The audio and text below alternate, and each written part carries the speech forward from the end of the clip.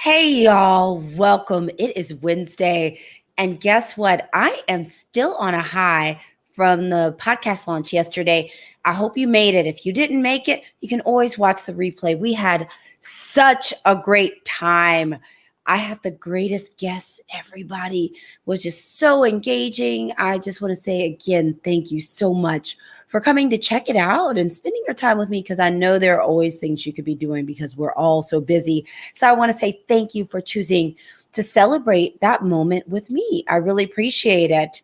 And as we get started, I actually have some news. You might be like, hey, you got podcast news. And thank you so much for coming on, Joy. I have podcast news. So the launch was yesterday, and today we made it to 100 plays. Yay! Yay! So I'm so glad to hear people are actually listening, and it sounds like people like it.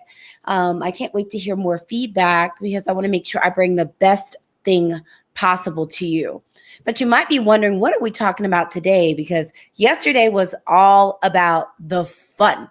So today we're going to talk about something a little bit more serious. It's about 5 ways to vet a psychiatrist. You might be like, Dr. Erica, why are we talking about that? Well, the reason we are talking about that is I was actually on a webinar for the Coalition of Black Civic, I think it's participation. I always want to mix up as participation or participants. So charge it to my head, don't charge it to my heart. And the question kept coming up about, how do you choose? How do you know someone's good? And I realized that's a question a lot of people have. A lot of people wonder, how do I make that decision? And since a lot of times the mental health system is confusing, it is super confusing for people. I want to do my best to demystify it and help you get to what you need, because I always talk about ask for help if you need it, but sometimes you need a little help on figuring out who to ask and how to ask. So that's why I am here. So welcome so much this evening. As you come in, let me know where you are watching from. I would just love to know where you're coming from. And as you come in, I want you to tag anybody that you think needs this message. And I know a lot of people have been struggling between pandemic and racial injustice. And I realized yesterday was the 1-year anniversary of the death of George Floyd. And I want to take a moment, actually. There have been deaths of so many people at the hands of things related to white supremacy and racism, including police brutality, that it's difficult to almost remember every single one of them. And there are a lot of people that really bad things happened to, but it didn't make the news, so we don't know their names. So I just want to just have a quick moment and just acknowledge all the people that have lost their lives and the people that inspire us to move forward, to fight for the justice that everyone deserves, and for us all to continue to be allies to each other, because there's always someone else for us to be an ally for. So I want to start with that. Thanks for coming on and sharing. Midtown Atlanta in the house. What was it? A-Town up, A-Down. I can never remember. Peace up, A-Town down. That's it. I got it. Now I'm all my full Ursher. Hey, Dr. Andrea. Or Andrea, I always, let me tell you a story. My best friend's name is Andrea. And I believe it's Dr. Andrea. I always had to sit and have a moment to think of how to, it's amazing how many ways you could say that one name. So if you don't know me, you should know me. But if you don't know me, I am your host, Dr. Erica, Harvard-trained, double board certified psychiatrist and integrative lifestyle coach. I am here to help you be better, do better, and live better. I do that through my adult telepsychiatry, my speaking, my books, and my new podcast, Better with Dr. Erica. I do that to help people move to a space to put you back in your life, because you deserve it. You got to get that life you were created for. That's what you deserve. And that's what I'm here for. So tonight, as I said before, we were talking about 5 ways to vet a psychiatrist. Thank you so much. As I say, charge it to my head, not my heart. I think I got it right the second time. I'm determined. I'm gonna get it. I'm gonna get it right consistently.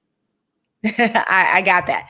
And this is also helpful because sometimes we're helping people and trying to help them figure out the process. So this can help you, and it can help your loved ones and people you know, and even possibly people you work with or people you support in the community. So what is the first way? Because I'd say there's a myth, but the myth is out there is, number one, that some folks feel like they don't need us.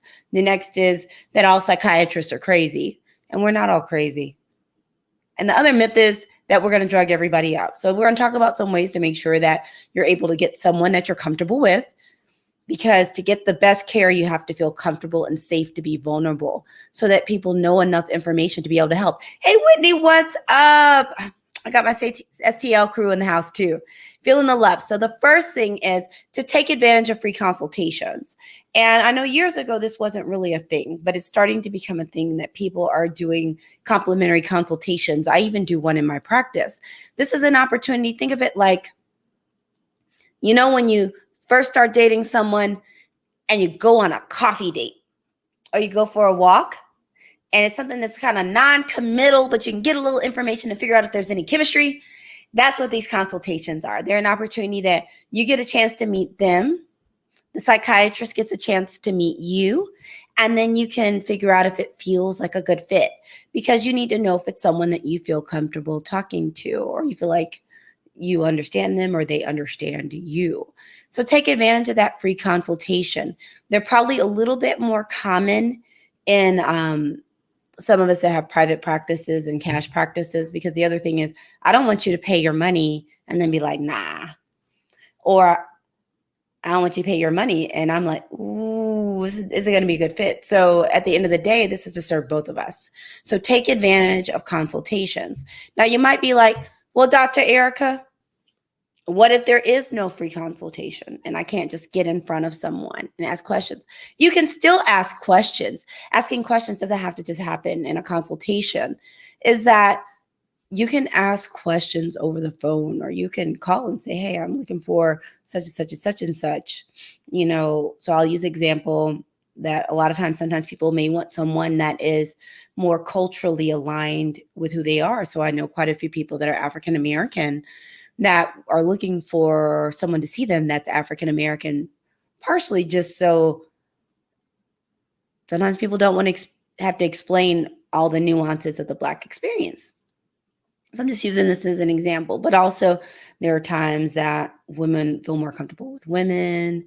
There's just a lot of variety of things. So you can still ask questions. So you can still call and ask. A lot of times, if the psychiatrist may not be available immediately on the phone, their staff can answer some of the questions for you or have them get the information for you. So ask questions. Ask questions about what's important to you. Some potential questions could be around, hey, the first thing is, depending on what you're looking for, you want to know if they, number one, even treat and do what you're concerned about. So if you're having someone see someone young, do you see kids? Do you see adolescents? Do you see adults? Do you see people that are geriatric? It's feasible. It's okay. You can ask someone, do you have experience with Black people? Do you have experience with immigrants? Do you have, do you have someone that speaks Spanish? Do you have someone that speaks Portuguese? I mean, there are just a wide variety of questions people may have.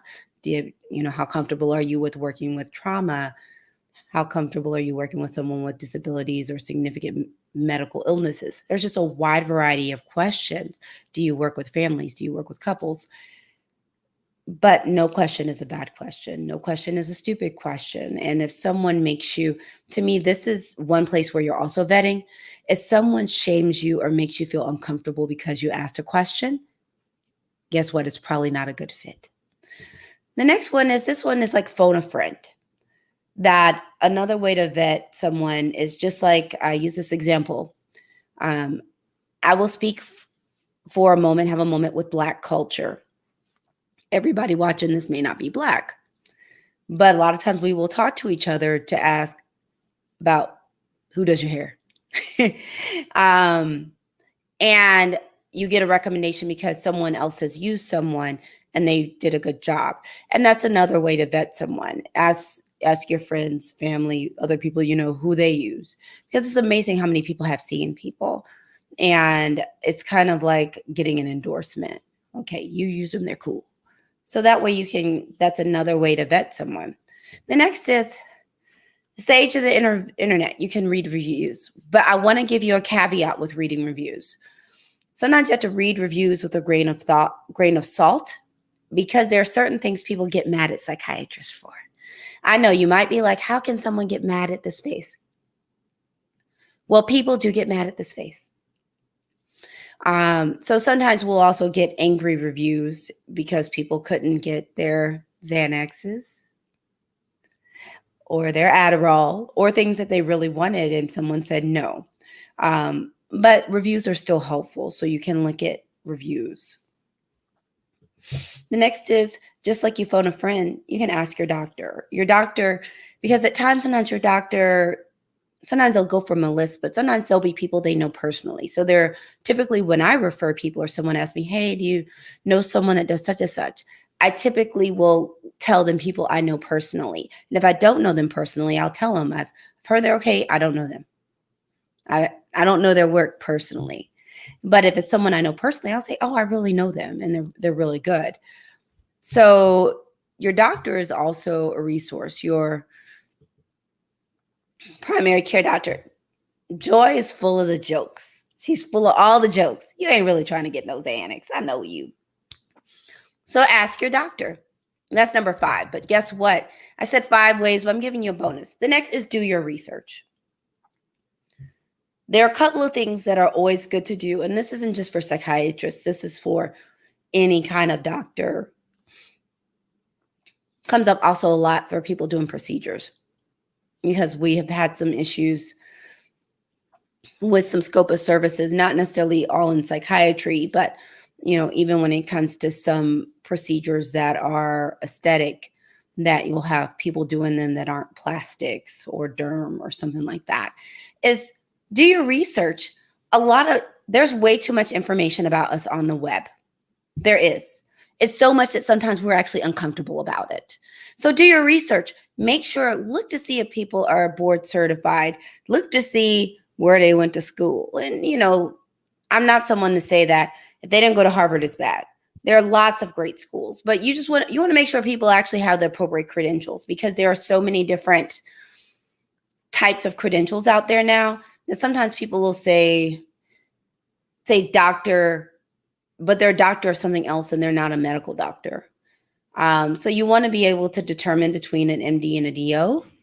So a psychiatrist is going to be an MD or a DO. That's all that can actually be a true psychiatrist. But there are other fields that kind of overlap with us, as they have other people. So there are people that call them are addictionologists, but they're not actually psychiatrists. You have people that there are a lot of new terminal degrees, like a doctor in nursing. So they may say they're a doctor, but they're not a medical doctor. So it's just good to know. And then sometimes there are PAs prescribing, nurse practitioners prescribing. So you just want to know who you're dealing with. So you want to look up people's credentials. On a lot of websites, people actually will put their CV on there. But if not, typically on practice websites, we'll put where we went to school and where we're boarded. And honestly, you can look us up. You can let your fingers do the walking, but do your research. Just make sure someone is qualified to take care of you. If you have a young child and someone wants to see them, you want to make sure that they trained in child and adolescent psychiatry, or if you're in an area that doesn't have enough services, that someone is comfortable and still experienced with it. So just some basic things. So I wanted to talk to you tonight about ways to vet and get information and get a little bit more confident that when you ask for help, that who you're asking for help from can be someone that's going to help you. Because one of the things is one of my friends likened seeing us to getting a pair of shoes. I always use dating, but you're looking for a good fit. That sometimes there are people that are good people, because we've all had that person that we dated that we're like, that they're a really good person. They're just not the person for me. And that happens sometimes with psychiatrists, where it's not that the person's a bad person. They're just not the person for you. And that's okay. I don't want you to give up on the process, or give up on getting help, or give up on giving your family help because one person wasn't the right fit. Keep trying. Sometimes we don't find the right hairdresser. Sometimes we're looking for a really good thin New York crust pizza and the first pizza place isn't right. Or for all my Chicago people out there, sometimes they want Chicago deep dish, and there are places that have deep dish pizza and it ain't really Chicago style. It's not really Chicago pizza. You go somewhere else. So I just want to encourage people to don't give up. So tonight, as I said, we're talking about 5 ways to vet a psychiatrist. If you know someone that needs us, tag them or share. Sharing is caring. And if you're watching it later, don't even worry about it. Just do #replay. Let me know you were here. We're going to do a quick recap, and then we're out. So we're talking about 5 ways to vet a psychiatrist. I've got all the banners today. There we go. 1 is take advantage of free consultations. It's a time to do a little tryout. Ask your questions. See about personalities. See if you feel comfortable. See if the person seems like they listen. And see if you understand them. The next is ask questions. You ask questions in a consultation, but also you can ask questions even if they don't have a consultation. Ask questions. The next is ask someone you trust for recommendations. Friends, family, people you know, ask someone you trust. It's always good to know someone else likes them or feels they're good. That's kind of like someone co-signing. The next is read the reviews, but keep in mind that sometimes there are some that are wonky because we don't give everyone the drugs they want. Number 5 is ask your doctor. Ask someone else you trust. Ask them if they have any references. And when you ask them if they have anybody they want to refer you to or information, ask them if they know them. They'll tell you. They'll tell you if this is just someone I've heard about, or they'll tell you if it's someone that they know. And you can ask. It's a reasonable question to ask. And I think sometimes people feel uncomfortable with actually asking questions. And ask them. This is your health. And you're going to be sharing things that are very personal. So you want to make sure you do it with someone that you trust. The bonus is just do your research. Look up and make sure people have the appropriate credentials and experience to be trusted with your health care. That's what I got for you tonight. If you have any questions, drop them in the chat. Just happy to be here. Happy to celebrate the day of my podcast launch because, again, I said you all were great. You all were so great yesterday. Thank you so much. And for those that weren't here, new podcast, Better with Dr. Erica. So excited, just so excited. You can find it on Spotify, Apple Podcasts. Also, if you don't want to go through all of that, you can just go to Better with, I'm about to say Better with Dr. Erica. Apparently, I cannot talk today. What I'm saying is you can just go to betterthepodcast.com, betterthepodcast.com, and then you can see all the episodes. It's great for web browsing. And also then if you want to look at it through Spotify, Google Podcasts, Apple Podcasts, or something else, you can just click the button on there. So I just want to say I really appreciate all of the love I received yesterday. And thanks again for just making me feel so good and that I can really do something to help.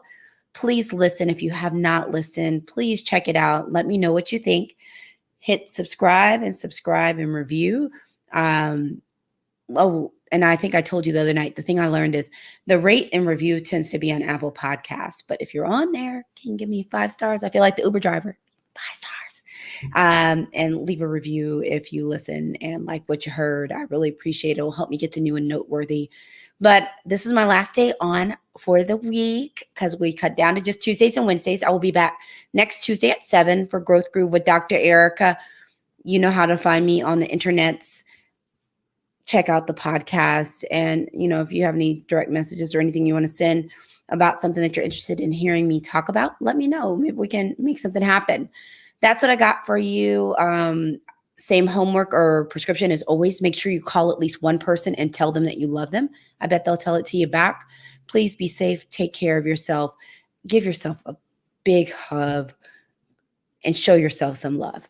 So thank you so much. I look forward to seeing you Tuesday. Until then, have a better day. Oh, and more confetti. I still have confetti. Why I just did that, I don't know, because now I need to clean it up.